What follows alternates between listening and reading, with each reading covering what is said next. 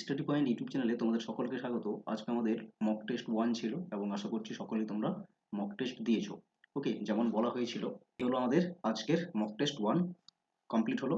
Next mock টেস্টগুলোর জন্য যারা new দেখছো ভিডিওটি, অবশ্যই ডেসক্রিপশন চেক করো, সেখানে হোয়াটসঅ্যাপ গ্রুপ বা টেলিগ্রাম গ্রুপের লিঙ্ক দেওয়া রয়েছে, সেখানে যোগ দিয়ে থাকো তাহলে লিঙ্কগুলো পেয়ে যাবে। ওকে, মক টেস্টগুলো কীভাবে পাবে?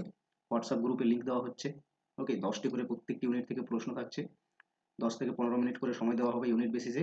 সকাল 11টা থেকে 5টা অবধি লিঙ্ক অ্যাক্টিভেশন পাবে। ওকে, হোয়াটসঅ্যাপ এবং টেলিগ্রাম গ্রুপে লিঙ্কগুলো পেয়ে যাবে এবং রাত্রে 8টার সময় প্রতিদিন এইভাবে আমরা অ্যানালাইসিস করব মক টেস্টের প্রশ্নগুলো। ওকে, এবং বন্ধুদের সঙ্গে অবশ্যই ভিডিওটি শেয়ার করবে যাতে তারাও এই ধরনের সুবিধা পেতে পারে। ওকে, চলো আজকে মক টেস্টের প্রশ্নগুলো দেখি এবং তোমাদের থটসের কোন জায়গায় অমিল থাকছে বা কেন ভুল করছো পার্টিকুলার প্রশ্ন, সেগুলো দেখতে থাকো। ওকে, আর ডিটেলস এক্সপ্লেনেশন করবো আমরা প্রত্যেকটি প্রশ্ন।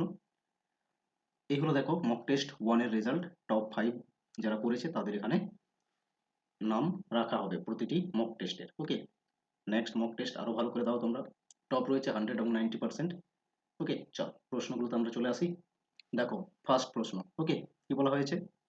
Given below are different steps of teaching process. Teaching প্রসেসের বিভিন্ন স্টেপগুলো দেওয়া আছে। কি বলেছে? Choose the right option from the codes given below, giving the right sequence of the steps starting from beginning to the last। তো দেখো আমরা যখন টিচিং প্রসেসের মধ্যে আসি, সব থেকে প্রথমে আমরা কি করি? অবজেক্টিভ ফর্মুলেট করি। ওকে, তাহলে 4 চলে আসবে আগে, আর একটাই অপশন দেখছো উইথিন সেকেন্ডস এর অ্যান্সার করতে পারতে। ওকে, এবং সকলেই করেইছো কারেক্ট। অবজেক্টিভ ফর্মুলেট করে নেওয়ার পর প্রিভিয়াস যে নলেজ তার সঙ্গে রিলেট করতে হয়, ঠিক আছে?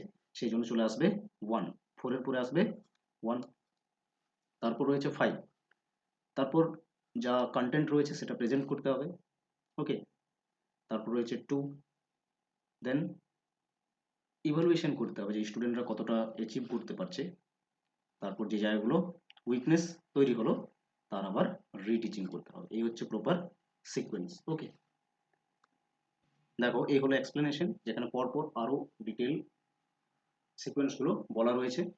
প্রথমত ফর্মুলেটিং অবজেক্টিভ।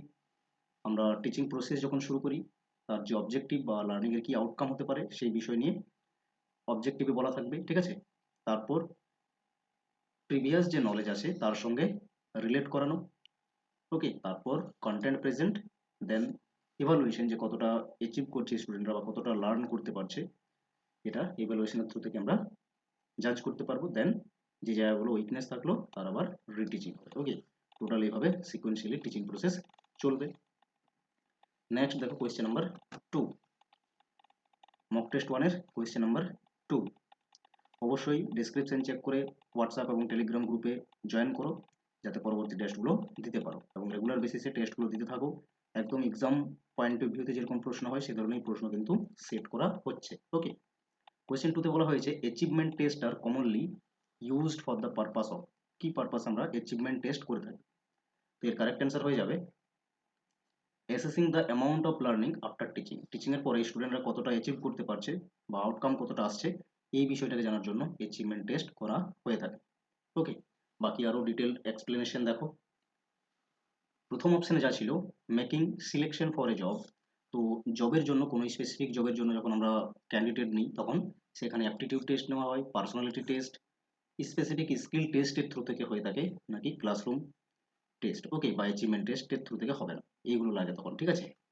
এরপর নেক্সট অপশানে ছিল selecting candidates for a course. যখন কোনো একটি পার্টিকুলার কোর্সের জন্য ক্যান্ডিডেট সিলেক্ট করা হয় তার মানে সেটা প্লেসমেন্ট টেস্ট হতে পারে, একটা কোর্স থেকে অন্য একটা কোর্সে যাওয়া বা এন্ট্রান্স টেস্ট বলতে পারো, ঠিক আছে? এগুলোর থ্রু থেকে হবে, তার মানে দুটো অপশন হচ্ছে না এই জন্য।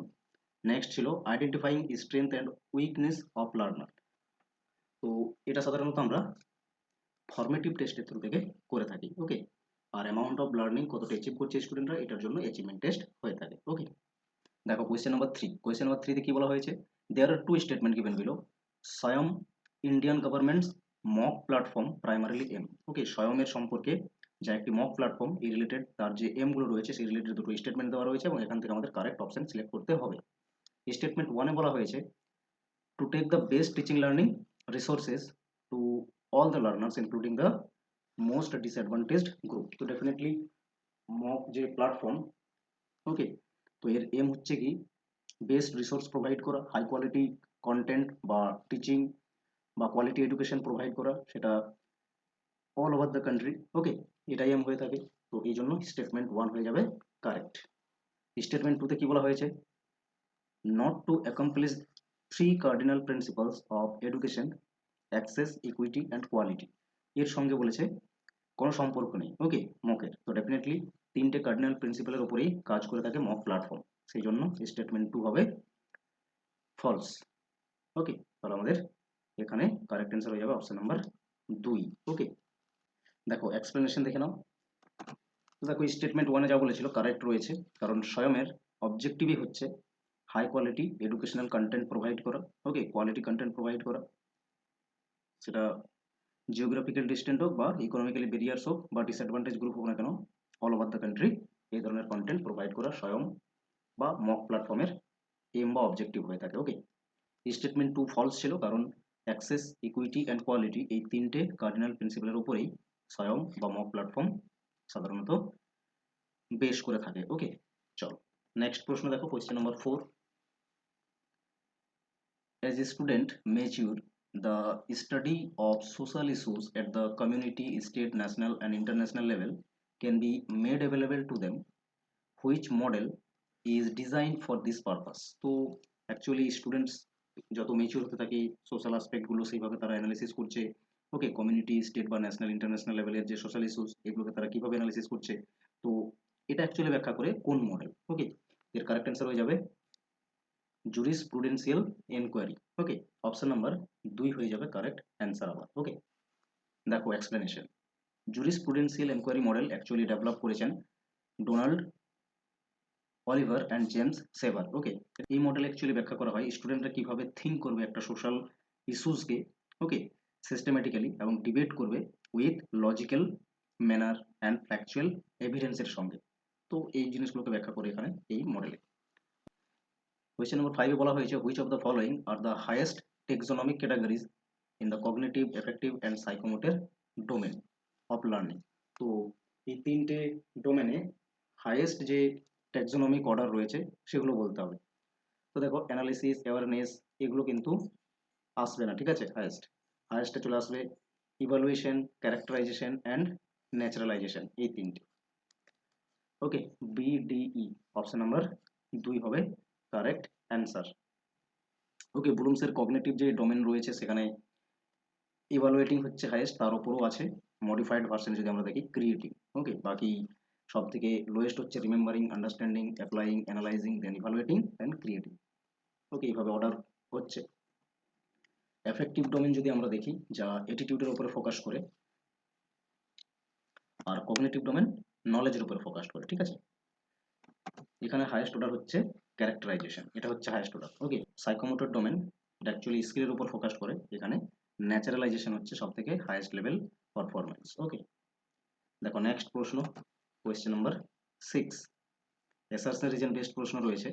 এসারশনে বলা হয়েছে modern and ICT based teaching support require some technical knowledge on the part of the teacher and learner. Definitely teacher এবং লার্নার বোথ নলেজ থাকতে হবে বেসিক আইসিটি বা মডার্ন টেকনোলজির ওপরে। ওকে, আইসিটি বেসড নলেজ কিছু রিকোয়ার্ড হয়ে থাকে, তবেই তো আইসিটি বেসড যে টুলসগুলো রয়েছে সেগুলো ইউজ করতে পারবে, তাই না। তাহলে এটা কারেক্ট রয়েছে ইন্ডিভিজুয়ালি যদি দেখি। রিজনে কি বলা হয়েছে both teacher and learner have to be provided orientation in use of various support tools and techniques in an intelligent way. তো ডেফিনেটলি নলেজ যদি থাকতে হয় তাহলে তার মানে কি ওরিয়েন্টেশন করতে হবে, অবশ্যই ওরিয়েন্টেশন প্রোগ্রামগুলো করতে হবে যে কিভাবে ইউজ করতে হয় না করতে হয়, ঠিক আছে। তবে তো কি নলেজ তৈরি হবে। তো ডেফিনেটলি এটা কারেক্টলি এক্সপ্লেনেশন করছে, আর ইন্ডিভিজুয়ালি দুটোই কারেক্ট, সেই জন্য অপশন নাম্বার হয়ে যাবে 1 correct, both assertion and reason true, আর হচ্ছে কারেক্টলি এক্সপ্লেনেশন করছে অ্যাসারশনকে। ওকে, নেক্সট দেখো কোয়েশ্চেন নাম্বার 7। লার্নিং ম্যানেজমেন্ট সিস্টেমের টুলসগুলো এখানে দেওয়া রয়েছে এবং তার ফিচার্স এর সঙ্গে ম্যাচ করতে হবে, লিস্ট 1 এবং list 2। Proprietary learning management system, proprietary মানে যেগুলো প্রথমে ফ্রি থাকবে। ওকে, প্রথমে হয়তো 15 দিন 1 মাস ফ্রি থাকছে, তারপরে কিন্তু ফাইনালি পে করতে হবে। তো এই ধরনের লার্নিং ম্যানেজমেন্ট যে টুল সেটা হয়ে যাবে ব্ল্যাকবোর্ড। ওকে, এক ধরনের সফটওয়্যার যা লার্নিং ম্যানেজমেন্ট সিস্টেমের জন্য ইউজ করা হয়।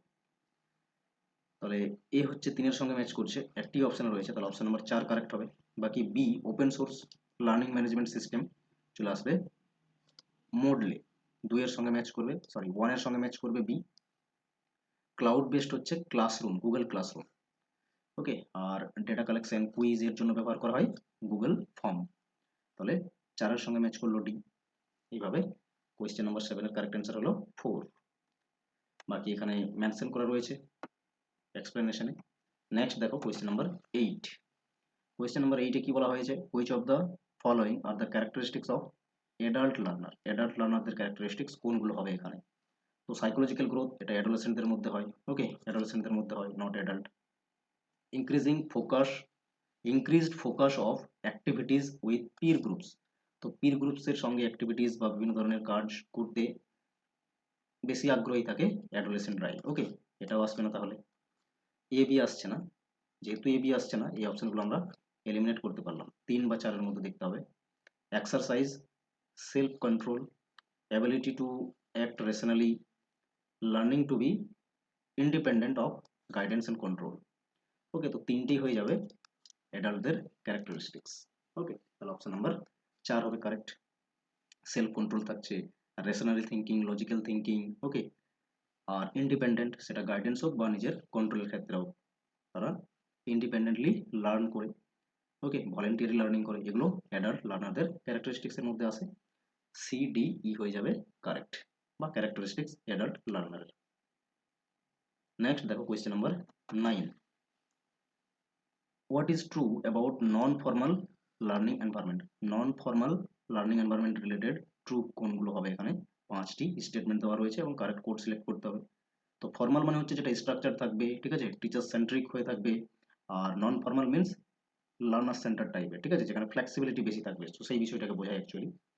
এতে বলেছে learning does not take place in a structure way.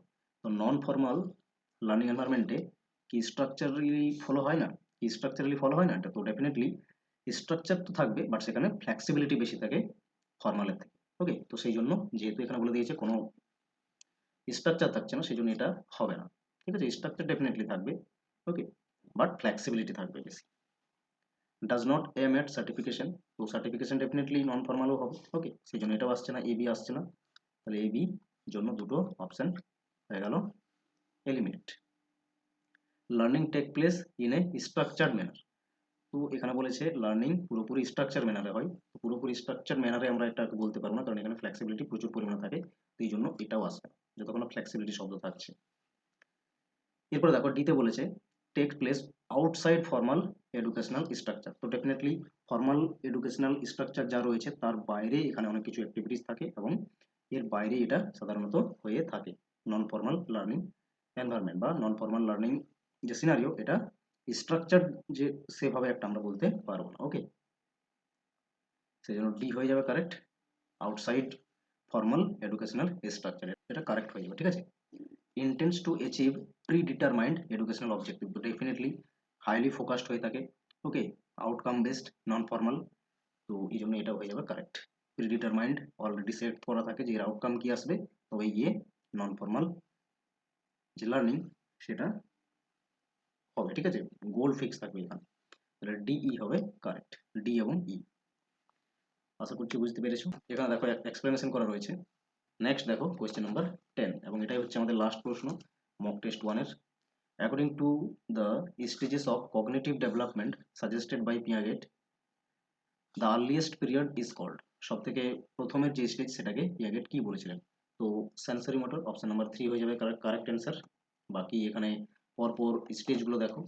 Sensory motor হচ্ছে সব থেকে আর্লিয়েস্ট স্টেজ, বিলো 2 ইয়ার্স এজের মধ্যে এটা দেখতে পাবে। তারপর হচ্ছে প্রি অপারেশনাল স্টেজ 2 থেকে 7, কনক্রিট স্টেজ 11 ইয়ার্স ওল্ড অব্দি, আর ফর্মাল অপারেশনাল হচ্ছে 12 ইয়ার্স টু আপ। ওকে, আজকের মতো আমরা টোটাল 10টি প্রশ্ন অ্যানালাইসিস করলাম, সমস্ত প্রশ্নগুলো দেখলাম, এবং তোমরা তোমাদের যে থটস কোন জায়গাটাতে গ্যাপ হচ্ছে এইভাবে।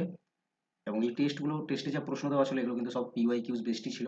তো এরকমই প্রশ্ন দেখতে পাবে এক্সামে। ওকে, পরবর্তী টেস্টগুলো দেওয়ার জন্য অবশ্যই হোয়াটসঅ্যাপ এবং টেলিগ্রাম গ্রুপে জয়েন করো। ওকে, থ্যাংক ইউ।